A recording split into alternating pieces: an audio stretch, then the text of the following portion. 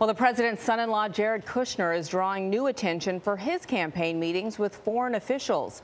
CBS News has confirmed a report that Kushner updated the foreign contacts list on his security clearance form 3 times.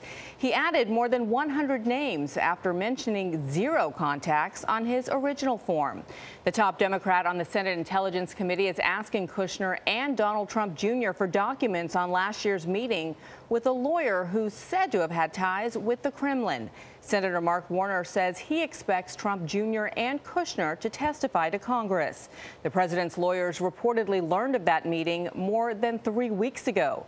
Mr. Trump says he first heard of it just a few days ago.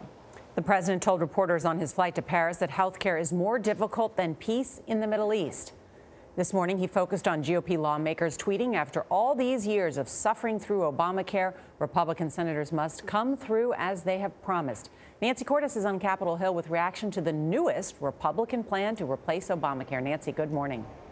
Good morning. GOP leaders did not get the reception they were hoping for. One Senate Republican holdout said he's not sure whether the new bill is any better than the original, while other holdouts said they want to wait to see what the Congressional Budget Office thinks of the bill next week before they make up their minds. And if they don't come around, it's unclear whether there's a Plan C.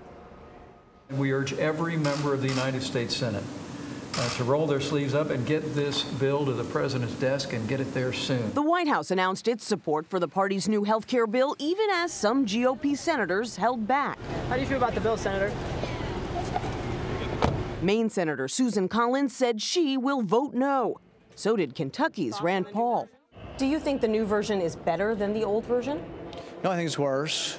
I mean, the old version repealed most of the Obamacare taxes. This repeals about half the Obamacare taxes. The bill uses that tax revenue to pay for opioid addiction treatments, and it puts an additional $70 billion into a fund to stabilize premiums on the individual market. But it does not roll back the deep Medicaid cuts in the first version, a key sticking point for at least half a dozen moderates. We haven't come to a decision at this point. The only holdout who has gone from no to yes so far is Texas conservative Ted Cruz. The new bill includes his proposal to let insurers offer cheaper plans with fewer benefits. I think we've made very significant progress expanding choices, expanding options, expanding competition, and reducing premiums. But his backing won't be enough to keep the bill alive. And that has even supporters of the bill, like Lindsey Graham, casting about for alternatives. Everybody's looking for an idea that is more Republican and does not run into the concept you're taking money from poor people to give it to rich people.